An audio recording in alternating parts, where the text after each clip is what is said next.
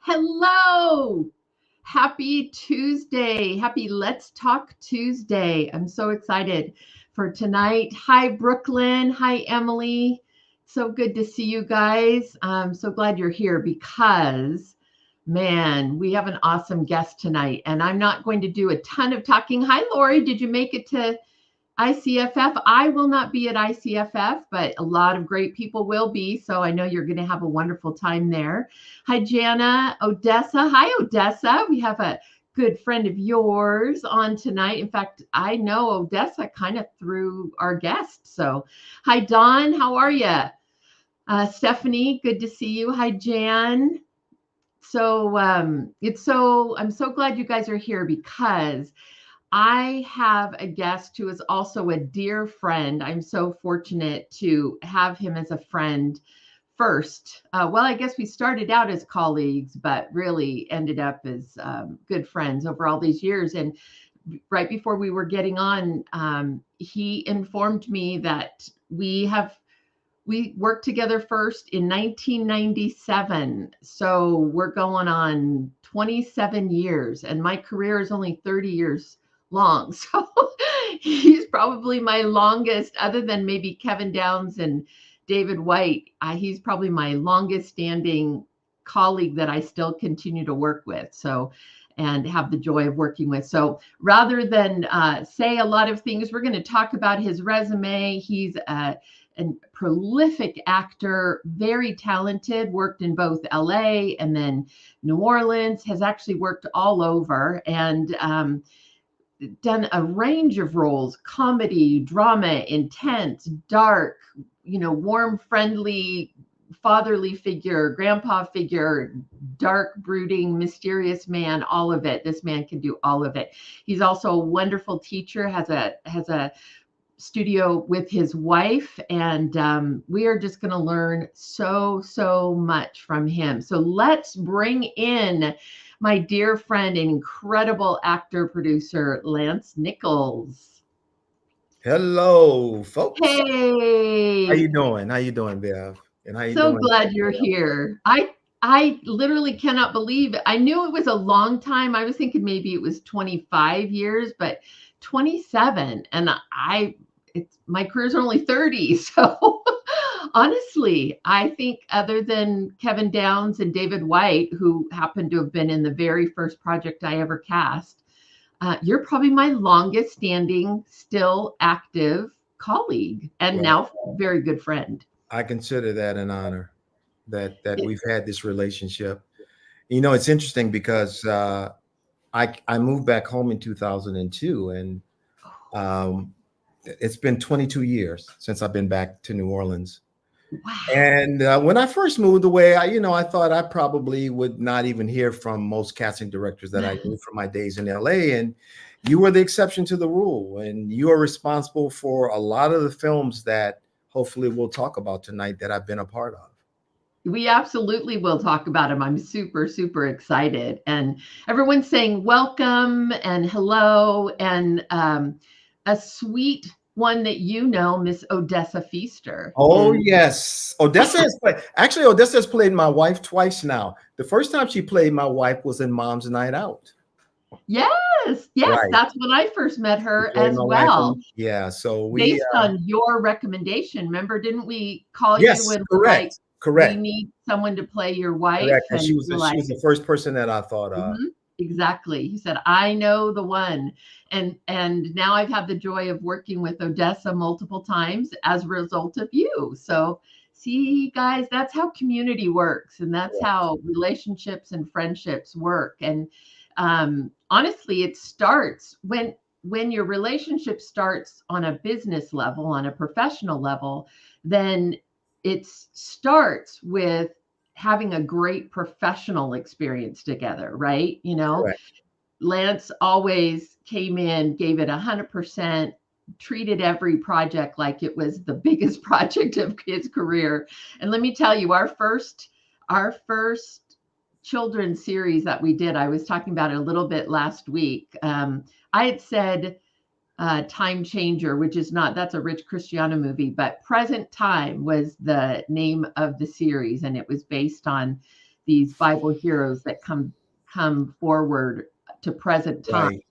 It was a very interesting, it was a very interesting premise because in the story, this young, it was like preteens, this Right. young kid finds this mysterious package on his front door.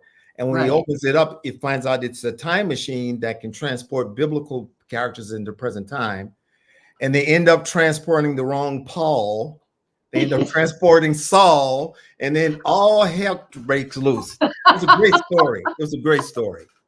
Yeah, you should probably know your timelines and your Bible characters before Yeah, you right. just say, or before you pick a point in the calendar and say in the Bible and say, bring them forward. Yeah, so it was a super fun series. But man, I remember your audition because you were playing the preacher of the pastor, preacher of the church, and we built the church in a studio. And I just remember it was like, well, that's our guy. Like, I don't even think we looked, once we saw you, I don't even think we looked again. Well, you know what else I remember about that, Bev? I remember the client being there asking you, where did you find this preacher at? Where did you find this pastor? And you're like, he's not a pastor. I do remember that. He just plays one on TV. Right. And that was the first of many pastors, preachers that men of the cloth that I've played. So it all started with you. You know, it's interesting though. I mean, I think some people take for granted the ability to play a pastor. And that's probably why you did play them multiple times over, because not everyone can do it and have it feel right and have it feel organic. There's a rhythm to it. There's an authenticity to it that you always brought to the table. So I'm sure not just me, but others recognize that, because it's also like newscasters, right? You can tell when someone's cast a newscaster who isn't a newscaster. They just don't get the rhythm right, the timbre right, all of that. You, in your retirement, if you ever do retire, you can just go into preaching anytime you'd like. You know what I remember growing up in church? I remember the elders telling me, you're going to be a preacher. You're going to be a preacher. Really? Yeah, I remember them telling me that. And I said, well, if I get that calling, I will be, but I just end up playing a whole bunch of them. So I was gonna say they weren't wrong. No, they weren't. Yeah. They just didn't really realize how that was going to happen. Exactly. Exactly. I love it. I love it. Well, obviously we go way back, but someone's already referencing Unsung Hero. Yes. Which is our most recent release. And you played. Thank you, John. I appreciate it. I have not seen the movie yet, but thank you. And John was our customs agent. Oh, okay. Right? So, yeah, in the beginning. So you guys were both in the beginning part of the movie. So, and, perfect examples of taking whatever role you're given. Now, at this point, you're friends with Andy Irwin and John Irwin and the whole Kingdom Story team. So, you're going to pop up all over the place in their movies just for the fun of it, I'm sure. Well, you know what I remember telling Andy, I think this when they were getting ready to cast for either I Still Believe or the one with Kurt Warner, where he played the quarterback. Yeah, and I remember Andy said, hey man, I'm gonna send you a script and give it a read, and there's something in it that you feel like you want to do, let me know. And I read it. And I called him and I said, Andy, first of all, it's a great story. But bro, between me and you, ain't no black people in this movie, man. You know that. I said, don't push the envelope for me. I appreciate you want me to be in your film. And it turned out I was right, because when the film came out, it was a great film, but there was not one person of color in it. So I told him, I said, it has to fit the narrative. It has to make sense. I don't want you to try to find something for me just to put me in your film. And Right. so he understands that. And so we're kind of talking about the next project that they're going to do that I can't really talk about right now, that I'm trying to be a part of. And if it turns out Yeah. I'm a part of it, fine. I think Yeah. Andy's producing that when he's not directing it. And I told him, good Lord willing, and the creek don't rise, I'll be here, man. Yeah. Yeah. Though, that's, I think, a really good lesson, though, and a really good admonition for all of our actors, which is sometimes we want to be in the project so badly, but it just isn't right. Either whether it's a diversity issue or a racial issue or a body type issue, whatever it is. When you in your gut know it's not right, it doesn't do anyone a benefit to try to make it happen regardless. And if anything, of course, Andy respected that, right? Because I think in his core, he knew you were right. Um, and so to have that mutual respect, not just for the relationship, but you as an actor knowing, like, we're not going to force this thing to make it happen. Never.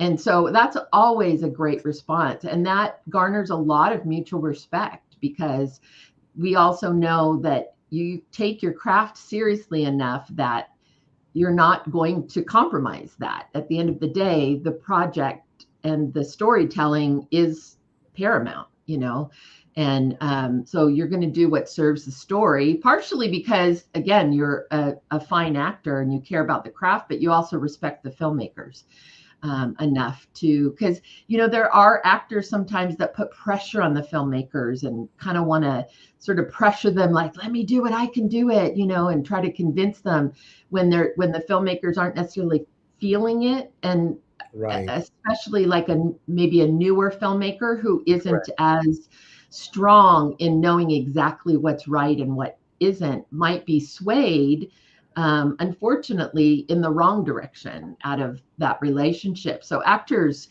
know when it works and accept when it doesn't, and just let that be, let that go, respect that process.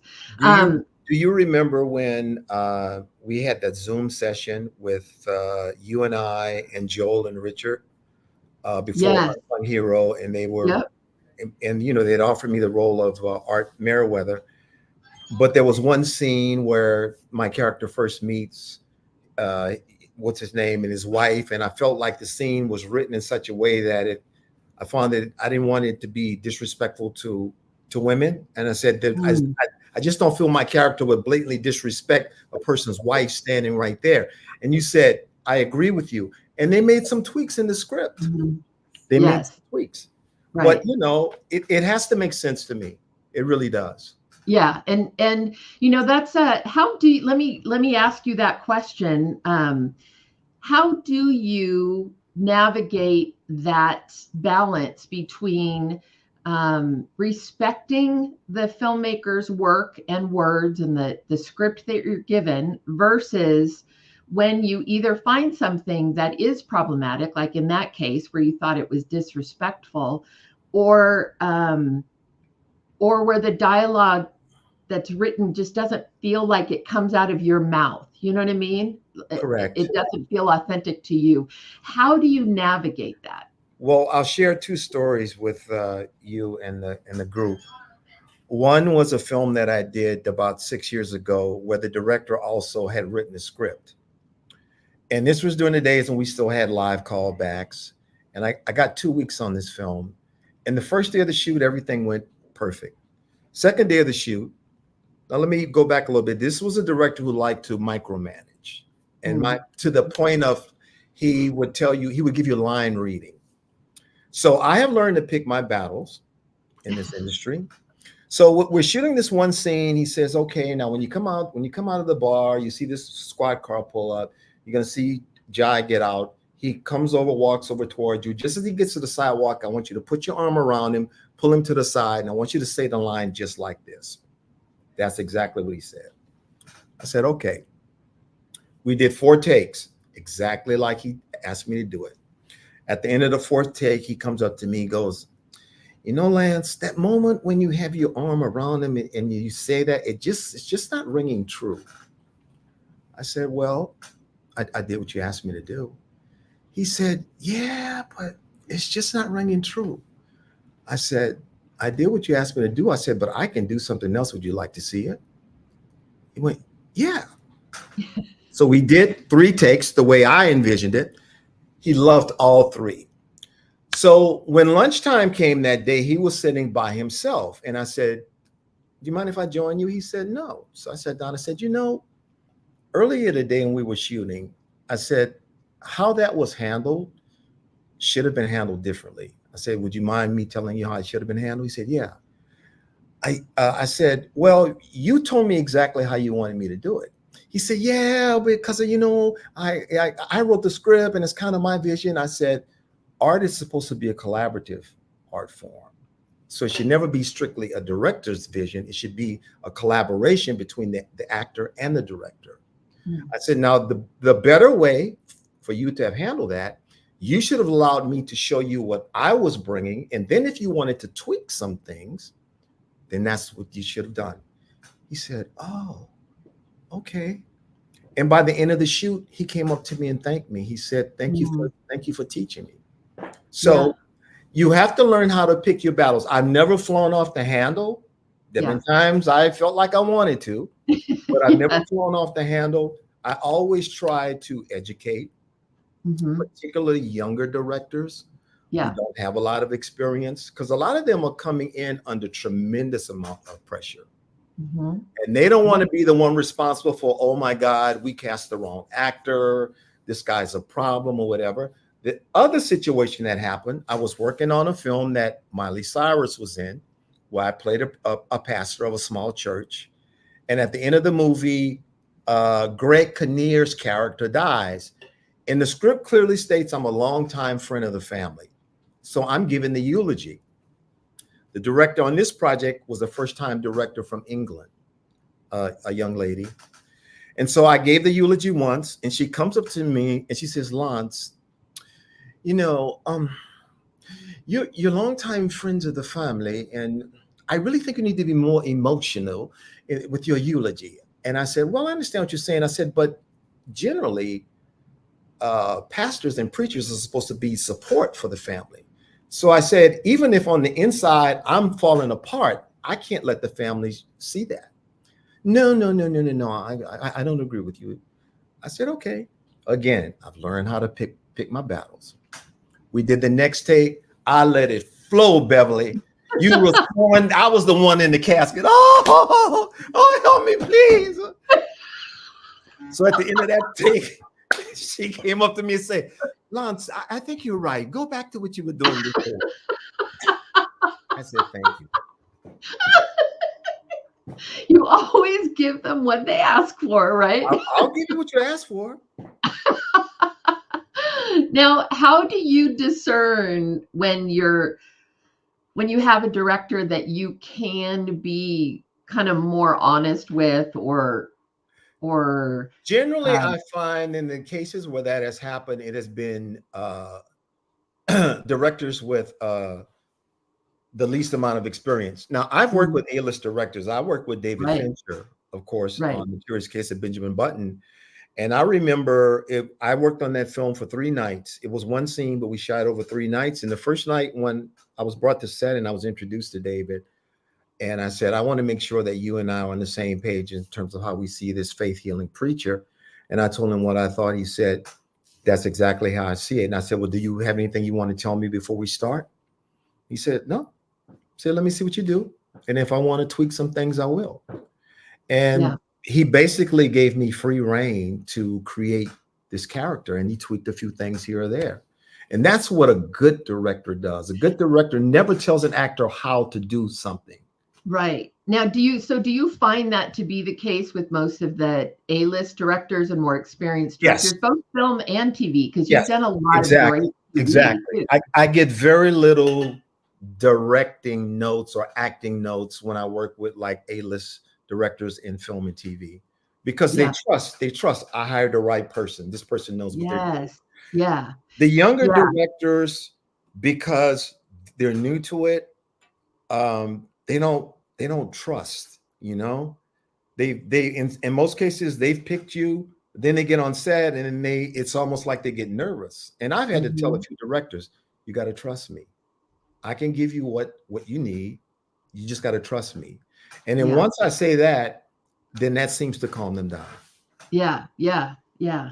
I saw Andrea Logan is on here saying hello. So Andrea, I know, have you and Andrea worked together I actually don't think together? so. No. No, I don't Which, think so. Hey, oh Andrea, how no, are you? Mom's Night Out. Oh, okay. Yeah. Yeah. Yeah. But I don't think you had any scenes together though, because she was married to Robert Amaya, No, and I don't think we so did. you didn't have any scenes No, together. But no, we well, didn't. at least you have a shared credit. But anyway, Great. I happen to see her on here. So do you mind if we talk about Benjamin Button since you brought it up? Sure. So did you audition for that role? Did you read for that role? Yeah, I did. And how that happened was the auditions for that were summer of 2006. Well, if we rewind to August of 2005 is when Hurricane Katrina hit. Mm. I was able to get my family out 3 days before the hurricane hit, and we went back to Los Angeles because I knew I could get work. We stayed there about 14 months. Um, I had to come home. I had to come back in the summer of 2006 because the state of Louisiana had they'd gotten a whole bunch of federal money from the federal government to help people rebuild their homes, and they cast me in a series of commercials to be their spokesperson. It's called the Road Home Program. And while I was here, I auditioned for this movie called The Curious Case of Benjamin Button. They had actually brought in the LA casting director, Lorraine Mayfield, who cast all of Mhm. David Fincher's projects. She Yep. came in and she auditioned me, and I never will forget this. There was she and I and a camera. And when I finished, she looked at my headshot and she flipped it over and looked at my resume, and then she flipped it back over and looked at my headshot and flipped it back over and looked at my resume. And I'm thinking to myself, was I really that bad? And then she looked up at me and she said, "You spent a lot of time in LA, didn't you?" And I said, "Yeah, I actually spent 25 years at." She says, "I can tell." And she said, "How come I've never met you?" And I said, "I don't know." I said, "But you know me now." And she said, "Yeah, you're right." So the week later, I went back to LA because we had not come back permanently post Katrina. And my agent here in New Orleans called me up and said, "You have a call back for Benjamin Button in New Orleans." I said, "Well, I'm still here in LA." I said, "Is it possible I could have have a call back here in LA?" She says, "Let me see what I can do." And 2 days later, she called me. She says, "They want to invite you to a table read in Los Angeles." I said, "Well, do we have an offer?" She says, "No, there's no offer, but they want to invite you to a table read." I said, "Okay." So the table read was on one Saturday at ABC Prospect Studios inside the commissary. And at this table read was David Fincher, Kate Blanchett, uh, Tilda Swinton, uh, uh, David Fincher, Kathleen Kennedy, Frank Marshall. Oh I'm my drawing a blank, and that's what happens is gosh. you get who was the male lead in Benjamin Button? Brad Brad Pitt. Pitt. Brad was there. Uh, Taraji, Mahershala Ali, Oh my myself, goodness. and there were like 3 or 4 local LA actors reading smaller roles. So we read the script, and they said, "Okay, thank you. We have lunch right outside the commissary for you guys." So we go outside the commissary, and this was around the time when Brad and Angelina were trying to help people move back to New Orleans. They had started a Right. program, and I went up to Brad and I introduced myself. I said, "Hey, man," I said, "I'm from New Orleans, and I'm just out here because of Hurricane Katrina, but I hope to go home within the next couple of months." I said, "I just want to thank you and Angelina for trying to help us get back home." He said, "Oh no, man." He said, "I appreciate it." He said, and I'm glad you're going to be joining us." I kept a poker face. I said, "Yeah, man, me too." And on the inside, I'm thinking, I think he just told me I'm in this movie. So when I get back to the house where we were staying at up in Altadena, this is like a Saturday. That Monday, I called my agent and I told her what Brad told me. She says, "Well, let's see what happens." And then the next day, she called me up and said, you got the part. I love it. You got the part. I So love that it. table read was my callback. Wow, that's amazing. That's awesome. What an incredible. Now, were you, I mean, you're such a pro. You have such a long um, history as far as professionalism, but were you at all intimidated when you walked in and looked around the table and thought, okay, this is not a general, like this is a, You know what, Bev? I wasn't, because at some point in my career, I realized that I belong, that I'm mm, supposed to be there. that's so important, you guys. If it's a really important thing, and I want you to talk more about that because if you've been invited somewhere, you've been asked to be somewhere, you belong, right? You do. You do. And I've always been appreciative, honored, blessed to be working with A-list people, but I've never felt intimidated because I've always felt Mm, like I'm supposed to be here. yes. And that Yeah. doesn't come from any place of cockiness or arrogance or anything like that.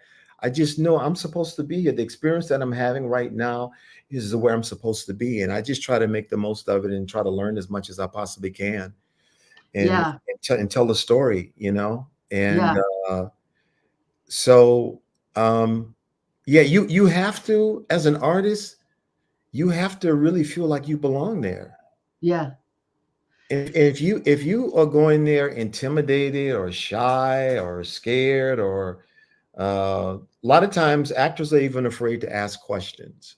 Mm, I had a situation that happened to me on a big film uh 2 years ago, because it just came out last year, that involved two Academy Award winners.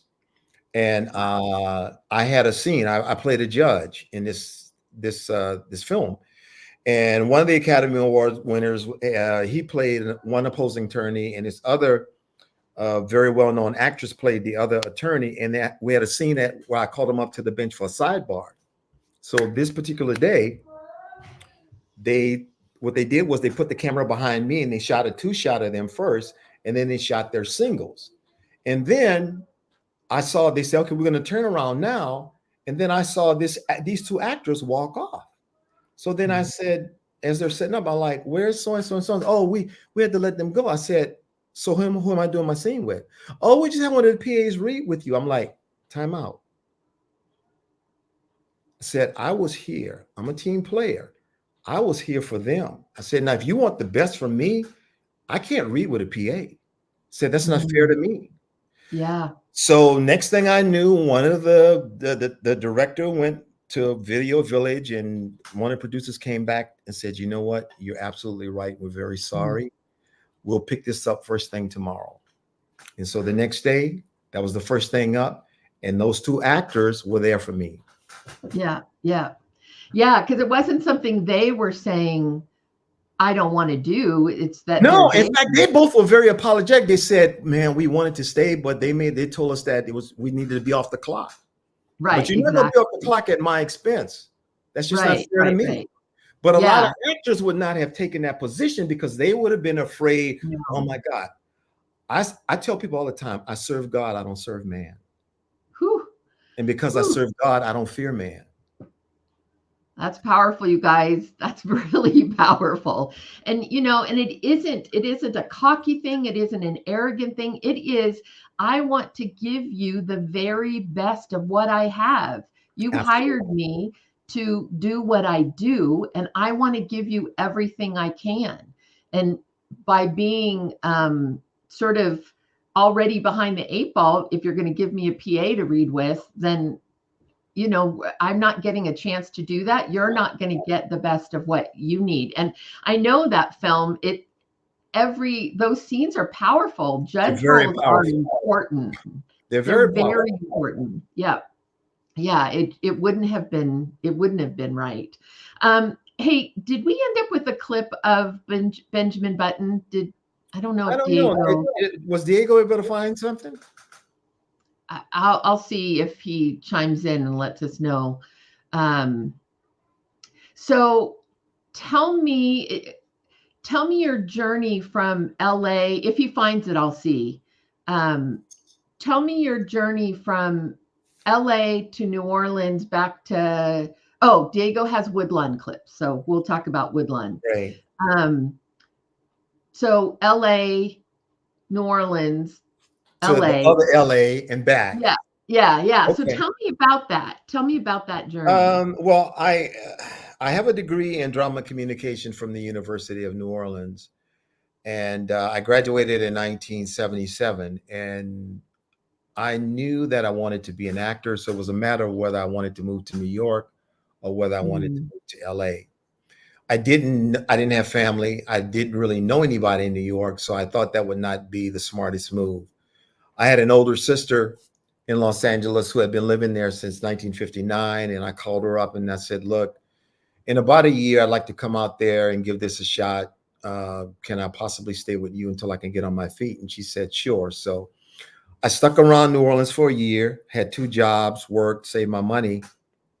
And then in November of 1978, hopped a plane and went to Los Angeles. And the first thing I realized that getting around on public transportation was not going to work in LA. No. And I needed to buy a car. And it's even worse today. Yeah. And so I bought a car. And in my mind, I'm thinking, okay, I'm probably going to stay with my sister like 6 months, maybe a year. A month into staying with her, she pulls me aside one day and said, "Look, I'm about to divorce my husband, and I don't think it's a good idea for you to be in the house when he serves. So I'm going to help you find a place." This is a month. You're talking about thrown in the fire, thrown in the den. So wow. There was an older couple who owned some apartment buildings, and they were longtime friends of my family. And it just so happened that they had one vacancy. Wow. And they gave it to me. And so within a year being in LA, not knowing anyone in the industry, I was on my own. And so then it was like, okay, where do I start? Well, at that time, there used to be two trade papers, casting papers, Dramalog and Backstage West. Yeah. And each week they would come out and they always had casting notices. And someone told me, "Why don't you start off looking to audition for student films? USC has a great film program. Yeah. UCLA has a great film program. AFI had a great, AFI hadn't come in yet, but eventually they would." And so I started submitting myself. And of course, nothing was digital back then. So it was, you literally popped your headshot resume in a 9x12 envelope and you mailed it. Right. And from doing a series of maybe 4 or 5 different student films where I was fortunate enough to get the lead in each one, I was able to put together my first demo reel. And my first demo reel consisted of nothing but student films. I got my first agent. Yeah. And that's how it all started for me. Yeah. And then another thing that was happening, and this started happening around 1980. The one-on-one casting director workshops, as we know them now, they didn't exist back then. What happened is a group of actors would get together, say 10, pool their resources together, and they would rent out a small 99-seat theater. Yep. And they would rent it out for lunchtime, 2 hours. And they would invite casting directors, agents, managers to come see an hour and a half of scenes, monologues, and we would provide lunch for them, and we would have valet parking for them. So they had no excuse not to show up. They would come, have their cars parked, be fed, come and watch an hour and a half of live theater, live performance. Okay. And then right out in the foyer area, we'd have a kiosk set up with everybody's headshots. And they would just pull whatever actor or actress headshot they wanted. Yeah. And then a couple of days later, you'd start getting auditions because that casting director was at that presentation. Yep. And that's the way it used to be. And from there, I started auditioning and getting cast. And you know how this industry works. If you go in and you do well, whether you book or not, you're like the first person that casting director thinks of the next time something comes up that you're right for. And so I started building this network of casting directors who liked my work. Mhm. And I would say the first 15 years of my career, I was in the sitcom world. I did Right. so many half-hour sitcoms in the 80s and the 90s. That Uh, was really the heyday of that, TV. I think that was the golden age of it was. TV And, sitcoms the and nice thing about sitcoms back then, they were shot before a live audience, so it was a lot like doing a play. yes. They'd bring the Yep. audience into studios and they'd sit like in bleacher type settings with the monitors hanging overhead, so they could either watch the taping on the monitors or they could watch it live in front of them. And you would take two shows on a Friday. You tape one show around 2 o'clock in the afternoon, and then they would load that audience out. You'd have like a 2 hour dinner break where you'd get notes if anything needed to be revised. And then they load the second audience in around 4:35, and you tape a second show. And then what they would do, they would take the best from each show and combine it, and that would be the final thing that you would see on TV. And that Yeah. was Yeah. great because that was like banker's hours. Yeah. It was Yeah. wonderful. The taping shows were always like actors were always saying, "Oh, that's my taping show. I'll be done early." Yes, it Yeah. was. So for about the first 15 years, I did nothing but sitcoms. Um, my reps at the time had a hard time trying to get me into 1 hour dramas because casting director says, "Oh, he's a sitcom actor." You know, Mm. this was during the days that however you Yes. established yourself, that's what you were. Yes. But finally, I was able to break into start doing 1 hour dramas, and then Which is you so know, crazy to me because you're such an amazing dramatic actor. To think that for a while you were pigeonholed into sitcoms, like live audience sitcoms, is crazy to me. So, how was it just persistence that it you was just kept persistence. trying? Yeah, it was persistence, and then but then once I got my foot in one, and these were like top shows at the time, the NYPD Blues, the Right, ERs, and stuff like that. Then okay, oh, well, you did ER, okay, yeah, we'll see him. right. But early on in my career, I always had to like prove myself because I Mm, found that sometimes there's tunnel vision that takes place with certain people in the industry, and this is how they see you, and they can't see you any way but this way. So I've mhm, always challenged myself to try to break the rule. mhm. And I there's one situation I remember in particular. Martin Lawrence used to have his own show called Martin that Right. was on the air. And of course, that style of comedy was Yeah, way over the top, right. almost theatrical. So my manager had to fight for me to get this audition because the casting director told him, "Oh no, he's totally wrong for this. He's too upscale. He's too no." And he says, "No, just see him." And I went in and I read for her, and she gave me a call back. And I never will forget this call back was at Universal Studios. And she brought me in this room, and they had this massive table, looked like it was from the Knights of the Round. It was like a table that went like this and like this, and there were like 20 people in the room. And I walked in, and she says, "Guys, this is Lance Nichols." And they all said hi, waved to me. Mark was sitting at the far end. And I just said, "Is this a callback or parole hearing? I can't tell." And the room just broke up laughing. So I did the scene and everybody thanked me. And the next day, my manager called me up. He said, "She just called me. You booked it." He said, and she told me, "Please tell Lance, I am so proud of him. I didn't think he could do this. Please tell him I read him wrong." And I'm always trying to tell people, you don't know me. You think you do. You don't. Yes, yes. Wow. And I love that you walked into the room confident, not nervous. You were just going to be you because that is totally a Lance Nichols joke. You Yeah. weren't trying to be funny. You No, didn't not at all. ahead That's of what it looked time. like to me. It looked Exactly. all they needed was microphones in front of their faces in placards. I'm like, I've never seen that many people that are called back. Yeah, Diego is fangirling that you were on an episode of The Martin Show. Yeah, the episode is called Cole on Ice, COLE on Ice.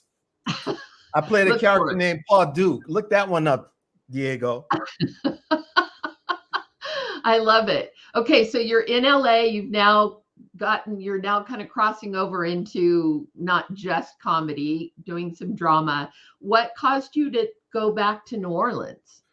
Well, I met my wife in LA in 1980, but she's from New Orleans too. And she had an elderly mother. I had elderly parents. Our parents were much older than like a lot of our peers' parents. And when we came to visit Christmas of 2001, it was apparent to both of us that something was going on health-wise with her mother and my dad. And so we made a decision that within the year, we were going to come back home and help take care of our parents. So when we went back to LA, we told our kids, our youngest was 17 at the time, Elisa, Indigo now. We Yeah. said, look, within a year, we're moving back home to help take care of our parents. So we waited until Elisa turned 18 and then she moved in with our older sister and we came back home. And I remember when I made the announcement that I was leaving LA to come back home, I remember quite a few of my actor friends ask me, what are you going to do about your career? And I said, well, my parents need me and my wife's sister needs help with the mother. Said, so I'm just going to trust God. Hmm. Yep. And the month and the year that we moved back to Louisiana, which was July of 2002, I kid you not, was the month and the year that the state of Louisiana instituted the entertainment tax credits. The month and the year. The industry followed me Amazing. back home. The first movie I auditioned for was a film called Runaway Jury with Gene Hackman and Yes. John Cusack. I got a small day player role. 3 days before I was supposed to shoot, my agent calls me up and said, casting just called. I'm sorry, they cut the role, but they're going to pay you for the day. I said, fine. They cut the role. They paid me for the day, but they put my name in the credits. I've Because been you had getting earned the I've role. been getting residuals on a movie I was never in, Bev. Oh my gosh. Now, That see, is that is classy. yes, That is a movie classy. I never was in. You won't find me anywhere. So Wow. I I look back now, and if I had to make that decision, I'd make the same decision because you only have one set of earthly parents. Yes. And the time I got to spend with my father when we moved back here was about 2 years. My Mhm. wife got to spend an additional 5 years with her mom, and I got to spend an additional 14 years with my mother before she transitioned. Mhm. So Yeah. I wouldn't trade that for anything. Yeah. And I could not have written the script as to how my career has just come together being back here. And Yeah. now I only, I don't have to. Maybe the first 2 years when we moved back here, I used to go back to LA for pilot season, but Yeah. I have not had to go back to LA to pursue work in 20 years It's crazy. because there's It's so much work now in the Southeast market and everywhere now. exactly And because I have a LA resume, in terms of right. you look at my resume, uh, I am looked at a little different than a lot of people that don't have that kind of Right.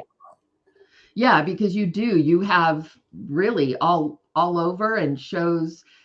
You have film, you have high level film, you have independent film, you have TV, sitcom, drama, like all of it you've managed. And really, it was you making the most of where you were at the time, right? What was in front of you, pushing it, doing whatever came your way. My my story is similar as far as my leaving LA as well. It didn't necessarily make logical sense, but I God had given me complete peace. And it sounds like that's exactly what he gave you. He gave you a peace that going home and taking care of your parents was what was supposed to do. And it didn't make logical sense to your other actor friends, but clearly his provision was in there, and Oh, absolutely. yeah, Absolutely. And it's so weird because a lot of my actor friends have told me now in hindsight, in retrospect, man, that was the best decision that you and your wife ever made because you have not stopped working. Yeah. since you moved back home. And I said, no, I haven't. And of course, you know how expensive everything in California is. So when we lived there, we never could afford to own a house, not Right. not Right. raising three small kids. And so here, back here in New Orleans, we have that kind of home here that would probably be a $2-3 million home in Los Angeles. Right. It's nice to be home. It's nice to be in a city that I grew up in. Uh, Right. I've met so many people now in the Southeast market, some through you, some through other people that I know. Right. Uh, and I went to Jacksonville, Florida last year and did a student film. Something that I saw on Actors Access that Yes. fit me. It was a micro budget project, and they said, we'd love to have you in our project, but I said, all I need you to do is cover my expenses. So they flew me to Jackson, they put me in a hotel, and I did the film for free. See, that's amazing. Not only because it just speaks to the idea of you never know when you have a great project that sometimes can be the thing that attracts people, but your willingness to do that and to just go after the good material, and Right. still at this point in your career, for you to be willing to do that is just so commendable, so commendable. There's just no ego there at all. So I want to talk about so the Irwin brothers. We first worked with the Irwin, or well, actually both of us. It was my first film too with the Irwin brothers, a film called October Baby, Correct. and I am really proud of that film, and it really was the beginning of a lot of wonderful relationships and things, just like it was for you. So that was your first time working with John and Andy Irwin, which has became Kingdom Studios, but then was the Irwin brothers. And Andy said something to you after working on that film that you've shared with me, as far as your future with them. What did he tell us? What He he said, told when I you? finished working on that film, he said, I want you to know you're our oh my God, what is the actor's name? I can't think of it right now. Michael. You're going to be our Michael Caine. And I said, well, Andy, I appreciate that, but please don't give me somebody else. Don't put that kind of pressure on me. I don't want to be Michael Caine. I just want to be Lance. He said, we're gonna have you in every film that we do. And I said, okay. I said, well, I really appreciate that. And the next film that I was in was Mom's Night Out with Patricia Right. Hill.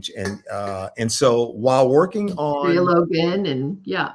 while working on Mom's Night Out, one day at dinner, Andy and John were sitting together, and they said, come here, we want to talk to you. They said, we have a project that we've been thinking about, we really want to do. And I said, well, what's the story? They said, it's about the first African-American high school football player in Birmingham High School in the early 1970s, right around the time when they started to integrate the faculty, not just the faculty, but the student body. And it's a true story. Young man's name was Tony Nathan. And if we do it and we have complete artistic control, we want you to play his father. And I said, okay. So about a year later, Andy called me up one day and said, we want to shoot a proof of concept for Woodlawn. Mm-hmm. So we need you to come to Birmingham to shoot this proof of concept. So I came to Birmingham, and I actually shot the proof of concept with the star's older brother at the time, because that's who they were considering. It wasn't Caleb, it was his older brother. Right. And we shot this proof of concept, and a couple of months later, Andy said, John and I are headed out to LA to pitch this proof of concept. We have a couple of meetings. And then about a week later, he called me up. He said, Sony wants to do it. They've given us complete artistic control. We want you to play Tony Nathan's father. And I said, oh, man, great. And so I never will forget this. Andy called me like a couple of weeks later and said the LA casting director at the time had called them and said, hey, I don't see the role of Junior on here. Should we read some actors out here? We have some great actors. And Andy said, no, we have our guy. We have a guy in New Orleans. And the casting director said, who? And they told him, he said, "Are you sure you don't need us to read anybody?" He said, "No, we're good." And so then, we shot the film. It was a great experience. Mhm. Sherry Shepherd played my wife. Caleb Castillo, who that was his first project he ever did, and he just Done. Right. knocked it out the ballpark. He Yep. was in it. John Voight played Bear Bryant. We had a Yep. great cast, just a wonderful cast, and that film that film probably is in my top 3 favorite projects that I've ever done, because the relationship between the father and the son was very, very important to me, particularly as an African American man, because a lot of the problems that we're having now is because there is no father, there is no Mm, positive male role figure in the house, right.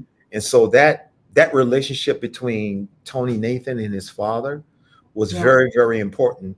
And while I was there, before we started shooting, I actually they arranged a meeting for me to go to Tony Nathan's parents' house. And I sat there with his mom and dad for about 4 or 5 hours one day, and we just talked and talked, so I could get to Wow. know them and everything. And that was a great film. And Yeah. Hey, let me ask Diego. You said you have Woodlawn clips. If you have one that you can play, that'd be fantastic. Um, I know he's back there somewhere. So talk about that as far as those are some real issues as far as the father son relationship, especially in the Black community, and not just Black, but just all of our right. you know diverse communities. Um, how did you approach the story? Now you only have daughters, right? Yeah, I'm a girl dad. But my dad and I had a very strong relationship, and so I had a really good example Oh, for a nice. father. And in just talking to, and then of course Caleb had a great example. His Yeah, father, yeah. is a great example. And so I kind of pulled from my dad, and then talking to Tony Nathan's actual parents, his father and stuff. I pulled from those, and it was just a magical experience. And that film had a very important message for me. Uh, Beside the father and son dynamics, but just a message of forgiveness in that Wow. film, you know. Diego does have a clip ready, so go Okay. for it, Diego.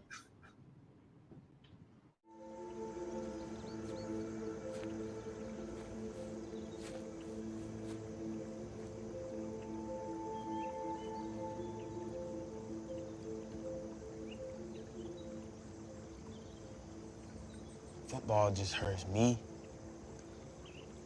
and everybody around me.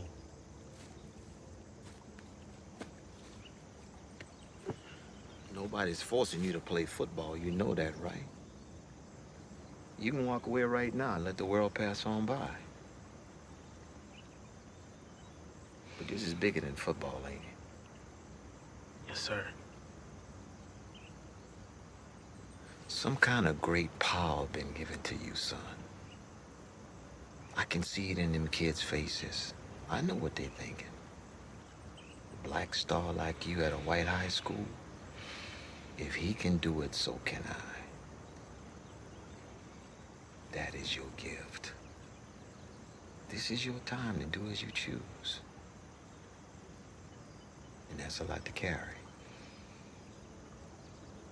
Just tell me what to do and I'll do it.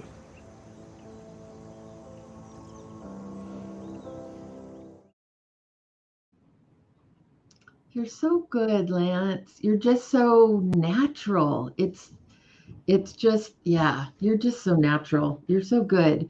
Thank you. Now, for a scene like that, how much would you rehearse before that? Because there seems to you it's like you don't want to over rehearse it, right? No, you don't. You know what? I remember when, uh, and I don't know. You probably know this story, or maybe you don't. But originally, Caleb, the young man who got cast, they wanted to use his older brother to play that role, but he tore his Achilles, like about 4 months before they were supposed to start. And then they were in a panic trying to find someone to find that role. They thought they had an actor from England, but he was having some visa problems getting in. And Andy called me one day and said, there's a young man. He said, it's actually the young man that you did the proof of concept with is his younger brother. He's kind of green. He's only done commercials. He says, but I just have a really strong feeling about the kid. He said, would you mind Zooming with him and tell me what you think? He said, I respect your opinion. And I said, sure. And so he arranged a Zoom meeting between Caleb and I. And we didn't read or anything. We just talked. We talked for about an hour. And the next day I called Andy and I said, he's going to be fine. I said, he's going to be fine. And he was. And we had no rehearsal. We had no rehearsal. It feels like that. It feels very organic. It feels just very authentic and just like two people just chatting. It was. And Caleb was very giving, and I'm always very giving. And the good thing about Andy and John, they're always open to suggestions, particularly on a project like this, because they both said, look, we're white directors. And look, if something's not being told in the way that it should be told from an African-American perspective, please let us know. And so they were open to that. So there were times when I would say, well, the conversation wouldn't exactly go like this. It would go like that. And they gave us the freedom to do that. And Sherry Shepard, of course, she's a comedian, and so she sort of brought the comic relief to the piece. But it was a great piece. It was just an absolutely great piece. And from that point on, I've been in the Irwin family. You have been. And so what was it? Let's kind of get in. We don't have a ton of time left, although, man, we have to have another follow-up to this, because there's so much I could talk to you about and so much we could learn from you. But the Caleb conversation brings up a little bit of the teacher side of you, the teacher mentor side of you. So when you were talking to Caleb in that Zoom, and now as you're teaching, what is it about these actors? Let's talk specifically about like kind of younger, greener, newer actors. What is it that you see in them that lets you know they have potential? I think their ability to be emotionally open, or I say emotionally naked, and that can be scary sometimes. Yes. Being an actor is not being in total control 100% of the time. Trusting your instincts. Yes. And also listening. I always feel cheated if I go to see a play or I'm watching a film or TV, and I feel like an actor is just waiting on a cue. And I can tell that they've not emotionally invested in that moment. And it's like, man, I feel cheated. Don't do that to me, Yes. And in order to become emotionally invested in any scene, whether it's comedic or drama, you got to really be listening to what's being said to you, and not just what's being said to you, but how it's being said to you. Yes. Thank you. Yes. It's so true, because, oftentimes, and I see this especially with young actors, young in age actors, which is they know all of their lines cold, and they're just waiting for a couple of words, and then they'll come alive and they'll do their lines, but they're not listening to the in-between part. So when I would send out sides where I've done full sections where they're listening to somebody else's monologue, it's on purpose, because I want to see if they can engage. I want to see if they're processing what that other actor is saying, what that other character is saying. And I want to see them react to it, right? You can't just go blank. You can't. You know what I find in my teaching, because I do teach, and I find that most young actors spend 80% on memorization and 20% on preparation. And I told them, you're doing it. You got to flip it. Yes. You have to flip it. If you're spending 80% on just knowing what the words are, but you have no understanding as to why you're saying that, what the situation is, what has happened the moment before, why you're there, what's at stake, then the words they don't mean anything. You could just be saying Mhm. blah, blah, blah, blah, blah, blah. So when I teach, I do extensive script analysis, because if you understand why you are saying what you are saying at that time, the lines come. They Yeah. do. I did a one-man live theater piece last year on playwright August Wilson. Yes. An hour and a half of performance of me being on the stage by myself, Wow. which was the most challenging yet artistically rewarding thing I've ever done. But I had to have a complete understanding of not just this man's material, of the man himself. I had to do extensive research to understand what it was to come up as a mixed person whose father Yeah. was German, whose mother was African American, in Pittsburgh in the 40s and the 50s, during the time when there was Jim Crow. I had Yeah. to. Other than that, I'm just spitting out words which don't mean anything. Right. Right. Yeah. And if you're in it, if you know the character, if you are being the character, then a little line slip up here or there isn't going to throw you, It won't. because you are just going to keep speaking. You're just going to It keep won't. having a conversation as the person. You are the person. So, yeah, maybe there's one line that goes here, but it doesn't throw you because you're just in it. Not at all. Do we have Yeah. any questions? I'd love to answer some questions. No one's posted any questions. Yeah, no, they have. They have. We've been so. I saw one before that I wanted to bring up. Unless, oh, there you go. Richard Lance, which tool in your craft toolbox do you feel that you may use the most in breaking down your character? I always create. Oh, and I know Rich is a great guy, by the way. Great guy. I Mhm. just saw him a couple of days ago. I always create an extensive backstory for all of my characters, because a lot of times, particularly now, you're given very little information. You're given like maybe a 2-line blurb on your character. But I Mhm. always create an extensive backstory for my character that starts with their childhood. What kind of home environment did they come up in? Mm. Was it Yeah. two parents, single parent? Were they only a child? Did they have siblings? What were the occupation of their parents? What was their education? Did they go to high school? Did they finish college? What were their interests in high school? Are they single? Are they, if they're married, how many kids do they have? How old are their kids? Mhm. Everything, you have to deal in specifics. And I tell Mhm. you, I learned that from one of the best teachers I ever had, was an actress who was very well known in the 50s and 60s, named Nina Foch. Mm.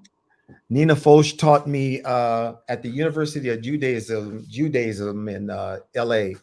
And Nina dealt with specifics. She could always tell when you were just being very general, and if you don't Mhm. deal in specifics, moment to moment, second to second, why are you going from point A to point B? To pick up that plate. No, that's the action. Why are you moving to go from point A to point B? I felt like I got better as an actor when I started dealing in specifics and Mhm. stopped being general in my choices. And that's when the Yeah. magic started to happen for me. Yeah. It became a little bit of a joke, this whole like, what's your motivation? But it's actually really true, because if you are going to move across the stage or move across the set to grab a plate, it can't be just because it's what's written in Exactly. the scene, or because the director told you to. Now, the director may just tell you to because it's a logistical thing, but you have to come up with then, right? The reason Correct. why you're going to pick up that plate. If Correct. if they're Correct. not giving it to Yeah. you. I mean, there could be a number of reasons. Are you uncomfortable with the person that you're talking with and you're trying to get away from them?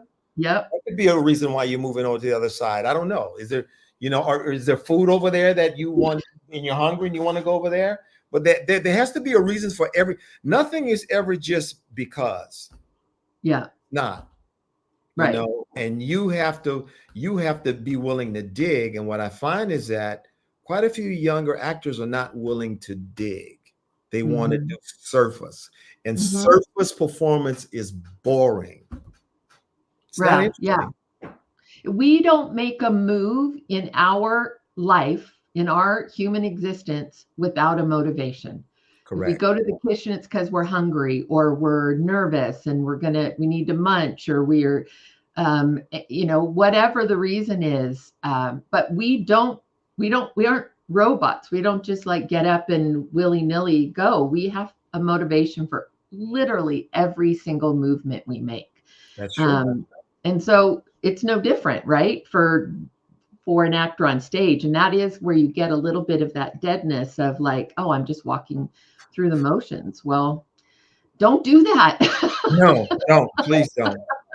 Please I don't. see Matthew Campbell says Lance has an amazing ability to make you feel a great sense of belonging, is honest and grounded since the very first day he coached me. So that must be one of your students, That's one Matthew of my Campbell. students in Pensacola, Florida. Matt's a great guy. He had me down Oh, there to do a workshop. Great guy. that's awesome. Yeah, I'm getting a lot of going with you and agreeing with the things that you're saying as far as the way you work. And Diego did "What's up" in the Martin voice, of course.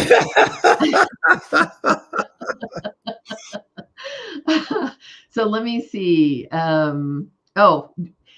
Let's see. Where or who did you study under? Lots of classes or inspirational books? Well, I have my degree in drama communications. So, of course, I had 4 years of collegiate study, had a great teacher, many great teachers there. But the guy who was chairman of the department, August Staub, was probably the guy that stands out the most for me. And then when I moved to LA, the person that really became my mentor was Nina Foch. And if people do not know who she is, I would encourage them to look her up. Nina, last name is Foch. She was a big star in the 50s and 60s in the heyday of Hollywood. And I think she probably came out of the actor studio. Mm-hmm. But I love people like Uta Hagen, Stella Adler. I'm a theater rat, and I still do theater. And that's one thing I do want to talk about, because I find where a lot of actors now, particularly younger actors, they don't want to do theater. They'll tell me, "Oh, Mr. Nichols, I don't want to do theater." I said, "No, that you do want to do theater. That's the foundation. You want to do theater. Even your A-list actors, film actors now, when they have downtime, what do? They go back to the stage. Al Pacino, Denzel Washington, they don't do it because they need the money to do, because that's the foundation. That's where it started for them. So I can't impress how important it is to do theater. Yeah.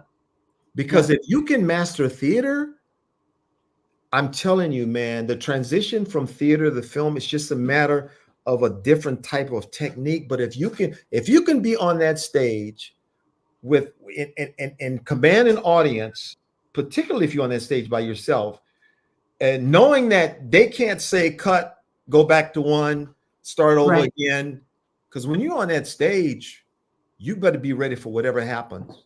Right. Doorbell doesn't ring, you better make up something. The light doesn't come on, you better, this is a true story. So when I was in college, I was a theater major, and we were doing a play called You Can't Take It With You. And it's one of those drawing room plays from the 30s and the 40s. And there's only 2 African-American characters in that play, and they're both house servants. There's like a butler and like a maid. And we were doing it on a thrust stage where you had the walls were like, 3 flats, one on each side and one in the back. And I never will forget, there was one performance where the doorbell rings and my character's supposed to cross from stage left to stage right to go answer the door. And just as I went to answer the door and turn the doorknob to pull it, that flat came down on stage. And without skipping a beat, I said, I done told these white people they need to get this house fixed. The audience, the laughter went on for 10 minutes. Once they realized nobody was hurt, it was like, I didn't break character. That is awesome. Oh, I love that. I love that. Theater. That's the magic of theater, Bev. Always, you always expect the unexpected. Yeah. It's interesting because Austin Butler told the story that basically Denzel Washington, he has Denzel to thank for Elvis, because he and Denzel were on Broadway together and were doing a play. Right. And Austin was always the first one there, the last one to leave, was incredibly prepared, was just a professional and incredibly hard worker. And Denzel noticed that.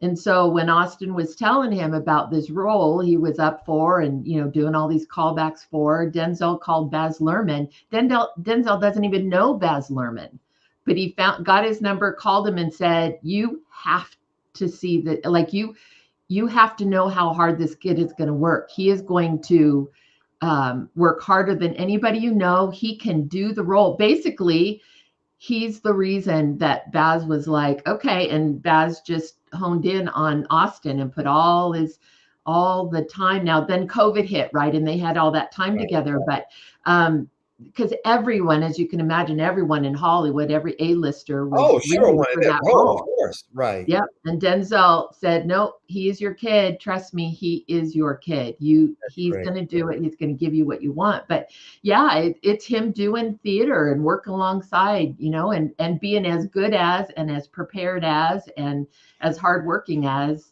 if not more than the other people. Because theater is hard. It is hard work.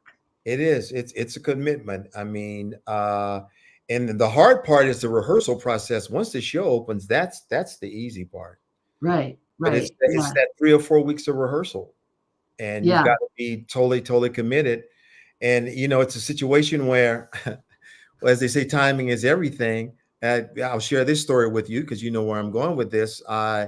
I was 5 days into rehearsal of this play that I just did in Portland when I looked at my phone one day and I see a text message from a casting director that I know saying, hey, how would you like to go to Romania for a week to shoot a film with Liz Tabish? I'm like,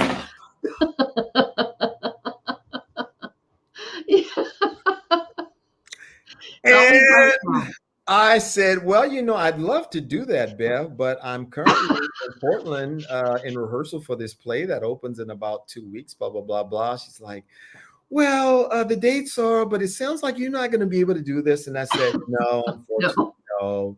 I said, but I can refer a couple of people to you. Yeah. But you know what? I have learned, this is true in life, not just in this business, things of which I have no control over, I don't worry about it. I just don't. Number one, it's not going to change the situation. And number two, then that just meant that opportunity went to somebody else.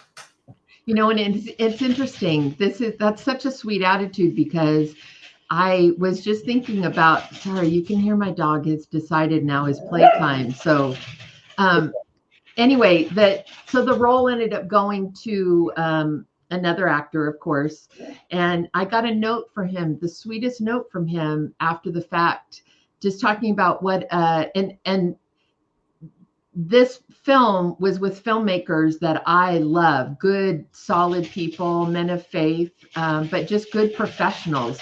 They're filmmakers. When I'm casting, I want to know that I'm putting these actors in a good situation, and in a situation where you guys will be taken care of and collaborative and all of that, And so I knew this was one of those.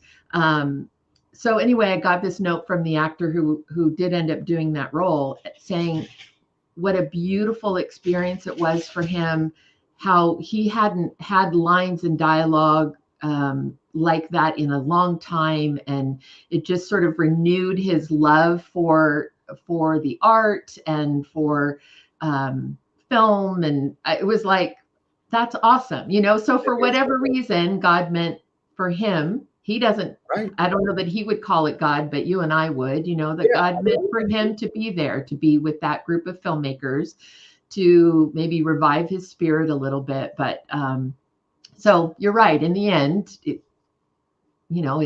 went the way it needed to go. That doesn't mean we didn't miss you, though.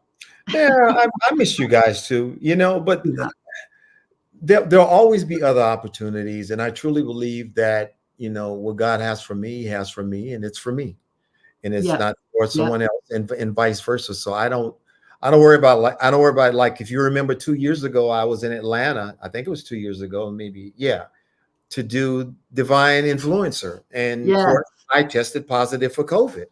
3 Oh, days straight, and finally, it was so funny because I knew you you guys were guys, going he to was like, recast.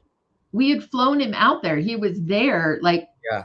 he was there waiting to shoot and tested Sure positive. was. And I remember on that third day, you called me at the hotel and said, "Oh, I feel so bad. We're going to have to recast." I said, "I understand, Belle.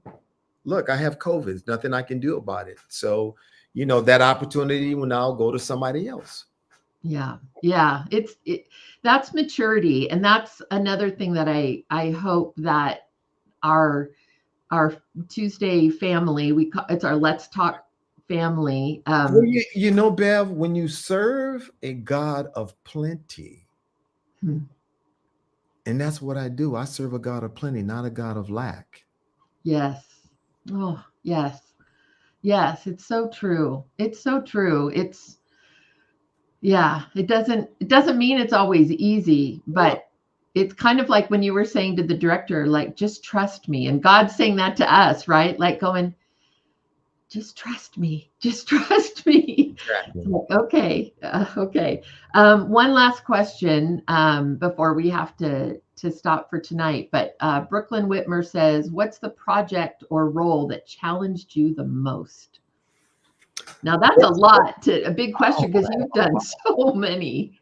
I would say the one that challenged me the most was the one-man August Wilson piece that I did last year. It was a live theater piece. Yeah. For those of you who do not know who August Wilson was, he was the quintessential 21st century African American playwright, in the same vein as Edward Albee, Arthur Miller, Tennessee Williams. He wrote a series of 10 plays about the African American experience, some of them which would turn into movies, Fences, Ma Rainey's Black Bottom.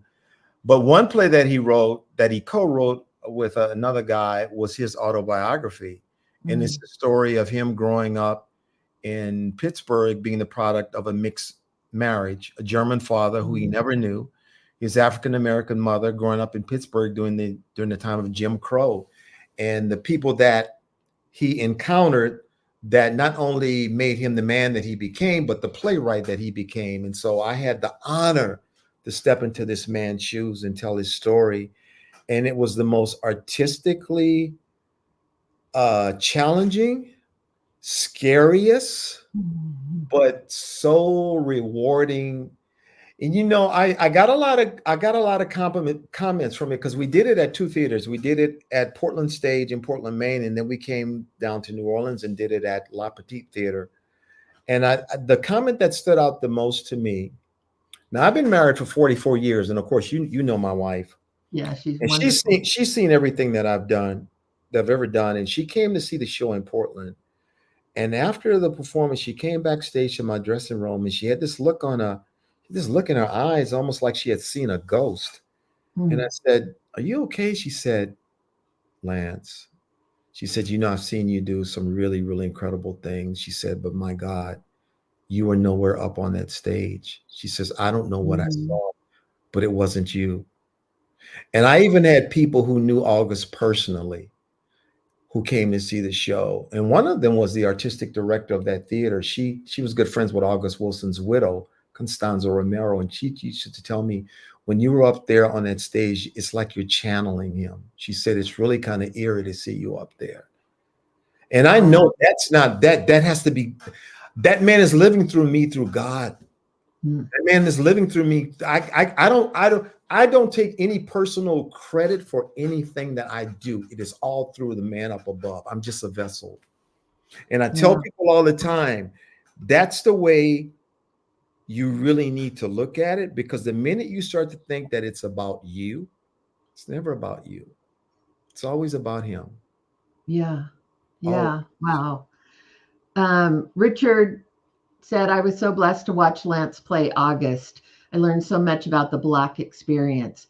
How is that for you? Was that important? Was that an important part of that, telling that story, is It to was because, help people? I only had no, August Wilson was always like this sort of mythical person to me. I only Right. knew about his plays. I'd only done two of his other plays, uh, King Hedley II and the Piano Lesson, but I didn't know anything about the man. But once I got cast to play him, then I started doing extensive research, and I learned that the man dropped out of school in ninth grade. Didn't tell his mother. She thought he was still going to school. What he was doing was going to the library every day and to just read books, read, read, Wow. read, read. And so he was self-taught. And between that, and then he got involved in a writers group in his early 20s. And he started writing. And the man's story it's amazing. It really is amazing. I gained such a new profound respect for him, Yeah. not just as a writer, but as a Yeah. person. And Yeah. it's a show that I want to do again. And I will say this, and I want everybody to kind of be in prayer for me as far as this is concerned. But when we did the show in New Orleans, at the last performance, a good friend of my wife and I, who's an internationally known jazz artist, came to see the show. And afterwards, she waited for me and she said, "We got to get this show to New York." Mm. And so she reached out to a Broadway producer that she knew, and he said, "I like the idea." He said, "My plate's kind of full right now." He said, "But circle back with me within the next 6 to 8 months, and let's talk about it, because my goal is to do this play at the August Wilson Theater on Broadway." Oh, wouldn't that be incredible? Yes, Wow. Will you guys be in prayer for that, for Lance, and for that potential, and that doors would open? We have a good group here of praying people. that's So great. that, yeah. Lance, would you come back again, and let's I would talk more love to. I specifically would love about to. theater? No, I would love to. And the last thing I just want to say is I want to encourage everybody to be of service to others, Mm, because yes. that's what we're here to do. Yeah. That's the biblical thing to do. We are to be of service to others. And it can be as simple as, if you're not right for a role, but you know someone who is, then let that Yes. person know. This person, Yes. I think, would be, you should at least take a look at this person. This is Yes. not a Yes. competition business that we're in, guys. Don't fall for that narrative. Mm, What's yeah. yours is yours, and what is that other person's is theirs. And that's the way you have to look at it. That's a healthier way to look at it. Yeah. I agree, because competition, ego, jealousy, envy, those are not of God. They're Those not. are not qualities that come from God. They're qualities and things that are meant to make us divided and to make Correct. things contentious. So, absolutely. Ginny, Lance E. Nichols. She was. I haven't said your last name in a bit, so it's Lance E. Nichols is what your official, like, IMDb says. But Correct. and what is your, where are you teaching in, and do you ever do Zoom teaching? Do you ever do All of Zoom my classes? coaching was, ever since the pandemic hit, all of my coaching is online. People can find me on Instagram at Lancey Nichols. That's a good way to try to reach out to me. And also Okay. on Facebook, Menta, that's what it's called now. I'm also Lancey Nichols. I don't have a website because all of my business is referrals, Yeah. either Yeah. through agents or managers or just other actors. I Yeah. try to keep my coaching list down because I want to be able to be of service to everybody. So I Right. literally could have 500 or 600, but that's not. I don't teach like that. I'm really kind of hands on with what I do. Yeah. Yeah. Well, you guys, you can look him up, and Odessa says he is the best acting coach ever. Multiple exclamation points. Well, I know I'm the best screen husband ever. She did say that already, actually. Yeah. I forgot to mention that. She did. She said you're the best screen husband. So, honestly, Lance, I'd love to talk again specifically about theater, because we just barely even touched on that, and I do think Sure. it's so important. Um, and so let's find a time on the calendar that you might be willing and to have another, chat with us. Absolutely. I want to tell the people that are in this podcast, I don't know how if they truly realize how blessed they are to have someone like you who's willing to share their knowledge of the industry. In this industry, sometimes people know, but they don't want you to know that they know. And you've been in this industry long enough to know exactly what I'm talking about. So I always tell people, you have nothing to gain by withholding, guys. Nothing to gain by withholding. If you can bless someone else, bless them. Yeah. And it is so true. And that's because we work on a different economy. We work on God's economy, not Hollywood's economy. Absolutely. Right? And it's a different economy. It's a different value system. It's a different value system. And when you realize when you give it over to him, then there's a tremendous sense of peace and serenity that you have. Yeah. Yep. It is. It's that peace that surpasses understanding. Correct. It definitely doesn't make sense to the sort of mainstream Hollywood world at all. But that's okay. It's good for us to keep confusing them and making them scratch their head. Right. We'll keep doing that. Lance, I love you dearly. I just respect you so much. We'll have another conversation. And you guys, now that you've heard little pieces of Lance's, like literally a minute part of Lance's history and career, honestly, write down questions that you have for him so that next time we can just sort of give him all the questions and learn from him and share from his wisdom. And I'll do a lot less talking.